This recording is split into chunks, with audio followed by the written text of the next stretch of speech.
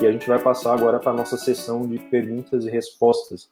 Vocês sempre fazem perguntas muito boas lá no nosso Instagram, então a gente vai começar a responder algumas delas, algumas selecionadas, sem tomar muito tempo, porque já está ficando um pouco longo. Então a gente vai escolher 2 ou 3 perguntas das que vocês enviaram.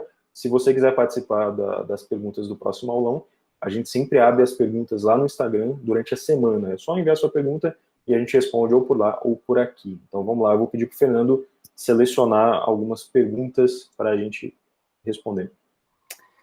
Então, professor, a primeira aqui que eu selecionei é do Isaías Robinson.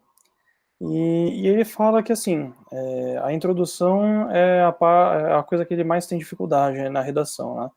Então, quais são as principais coisas que ele deve saber para conseguir trabalhar bem a introdução na redação dele? Então, Isaías, você tem razão. A questão da introdução é central, é fundamental. O que você precisa ter em mente é o seguinte: a coisa é muito simples, é mais simples do que parece. Se alguém tentar tornar isso muito complicado, desconfie. Realmente, a introdução tem certos elementos que a gente deve esperar ali, e se você tiver isso em mente, você vai ver que a coisa é muito mais simples do que parece. O primeiro passo na sua introdução, depois de ter feito as tarefas pré-redação, que espero que você faça, a boa leitura do tema, a boa interpretação do tema, a escrita do seu projeto de texto, enfim, a sua preparação para o processo de escrita. Nesse ponto, você vai ter umas ideias muito boas daquilo que você vai fazer na estrutura do seu texto. Mas a introdução normalmente começa com uma contextualização do tema. Por quê? Você deve assumir que o seu leitor não sabe nada sobre o tema. Apesar de ser a própria banca que está muito bem instruída, obviamente, sobre o tema, você tem que assumir que ele não está familiarizado. Você não pode começar a sua redação já discutindo o tema sem apresentá-lo. Então, logo no comecinho, é normal que você faça uma contextualização, que você traga o tema e tente mostrar por que ele é importante. Da onde você vai tirar isso? Primeiro, conhecimento de mundo. Você vai relacionar isso com fatos históricos, com livros, com documentários, com notícias recentes que justifiquem a relevância desse tópico, e também de elementos do texto motivador que você pode usar ali. Feito isso, feita essa contextualização, você tem que logo partir para a tese. A tese é o centro da sua introdução. E na verdade, todo o ponto de partida para o resto da sua redação. Se isso for bem feito, você tem justamente mais chances de ter uma redação bem sucedida. Então, contextualização do tema, tese. A tese é o seu posicionamento sobre o tema. Afinal de contas, você tem de se posicionar pró ou contra, seja como for. Muita gente pergunta justamente: eu preciso me posicionar? Eu não posso falar um pouco pró, um pouco contra e fazer uma conclusão ali que mistura os dois. Não, você precisa se posicionar necessariamente. E você normalmente faz isso na introdução com a sua tese. Então você apresenta ali qual vai ser o seu ponto de vista, o seu posicionamento com relação ao tema, e é aquilo que você vai defender durante o desenvolvimento, e é aquilo que vai encaminhar para a sua conclusão. Então, contextualização do tema, tese. E daí adiante é o resto da redação. Então, a introdução é importante, certamente importante, você notou isso, e se resume a esses elementos. Como você desenvolve ali, certamente há muitas técnicas, né? Como contextualizar, como definir uma boa tese, mas o essencial é isso aí. São esses 2 grandes elementos que não podem faltar. Você não poderia começar com a tese direto, você não pode se posicionar sobre um tema sobre o qual o seu leitor não está familiarizado. Por isso que a contextualização vem antes. Então é isso. Ótimo, perfeito. Bem, a segunda pergunta que eu separei aqui é do Gabriel Júlio. E ele pergunta assim: professor, como ampliar o vocabulário? Gabriel,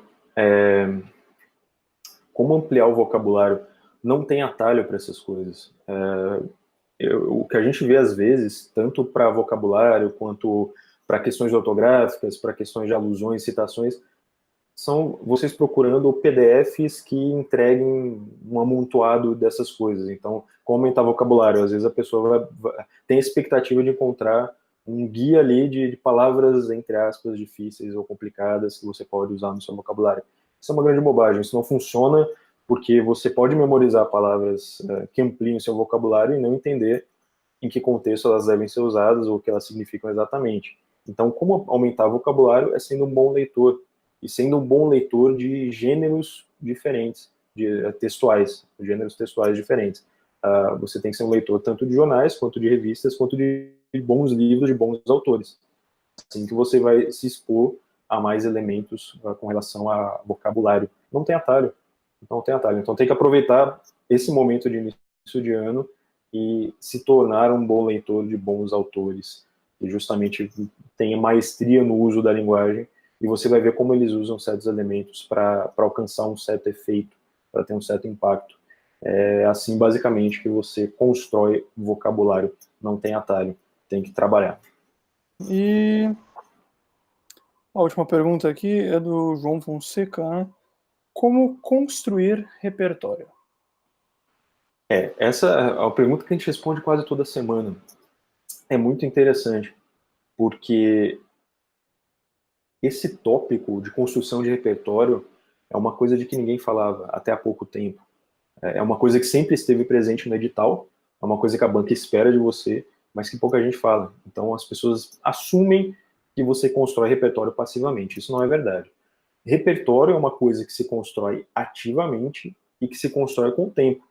Não existe um momento da sua vida em que você vai falar construir repertório, está terminado. Não, é um trabalho contínuo, e que bom que nós estamos no começo da jornada aí, ainda muito distantes do Enem, estamos em janeiro ainda, tempo suficiente para tomar ação e construir repertório. Como se faz isso? Primeiro, se expondo a diferentes temáticas, você tem que ser uma pessoa bem informada.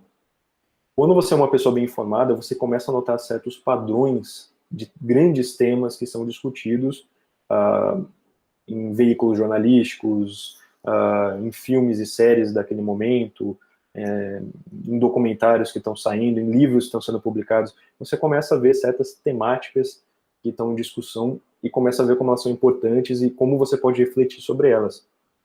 Isso se faz o tempo todo. Você tem que estar sempre atento ao que está acontecendo no mundo, à sua volta e na sociedade em que você vive. Como a gente ajuda nesse sentido? Um exemplo é o caderno temático, de que a gente discutiu agora há pouco. A gente fez todo um trabalho justamente de pegar um tema, obesidade infantil, e trazer diversos elementos, diversos enfoques que tratam do problema, da solução, dados estatísticos, enfim, caminhos para resolver esse problema, quais agentes, quais ações, quais mecanismos podem ser usados. É esse tipo de discussão que é esperado de você, para você realmente dominar um tema. E você faz isso no tempo, realmente. Por isso que a gente começou essa iniciativa de caderno temático, toda semana trazendo um tema novo, discutindo esse tema, de modo que você possa pegar um PDF e ter acesso a tudo que você precisa saber sobre aquele tema e como você pode usar isso na sua redação. É por isso que é tão importante essa iniciativa que a gente começou e a gente pretende continuar por muito tempo e só melhorar. Isso sem contar as propostas semanais que tem toda semana no site. Sai toda segunda, sai um tema de redação que você pode usar para treinar, que pode estar ligado ou não com o caderno temático. Então já são dois elementos ali para você estar sempre atento ao que está acontecendo no seu entorno, o que é importante discutir e como lidar com isso. Então, construção de repertório é essa coisa que se faz o tempo todo, essa coisa que não tem fim. Então, quanto mais cedo você começar, mais elementos você vai ter no dia da prova. E acredite, isso ajuda muito. A gente costuma brincar aqui que a gente já acertou várias vezes o tema da redação da Enem. Já aconteceu, ou com as nossas propostas, ou com nossos textos de blog, quem sabe com os cadernos temáticos. Por quê? Quanto mais você se expõe à diversidade temática, mais provável vai ser você se expor a um tema que vai cair efetivamente no dia da prova. Então esse é o grande segredo de como descobrir o tema da prova, não é invadindo os servidores do INEP, é realmente se expondo a um maior número possível de temas e discussões atuais, de modo que quando você chega na prova, o tema, seja ele diretamente relacionado àquilo que você leu ou não, ou circule, tangencie os temas que você já conhece, você vai olhar para aquilo e falar, eu sei discutir isso, eu tenho elementos para discutir isso. É esse o trabalho que a gente está focando tanto nesse ano, que vai ser o centro justamente dos nossos esforços.